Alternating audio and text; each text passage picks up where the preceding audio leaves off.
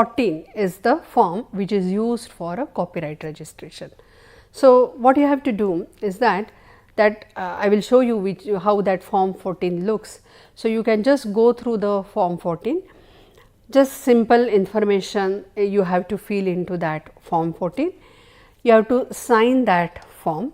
The instructions are given that how exactly you can scan. Obviously, there is no requirement of something like digital signature.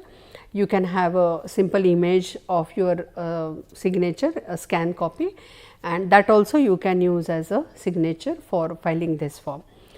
Unlike that trademark registration, in trademark registration you require digital signature, okay, or in patent filing if you are doing it online you require a digital signature. In copyright it is not required. Then you have to fill up the statement of certain that particulars are there, and then after filling that particulars about that the questions or that 2 columns are there, and according to whatever the information is asked, you have to just write down across that particular column that okay, this information according to the information whatever is there required in the form, you have to just write down that particular thing.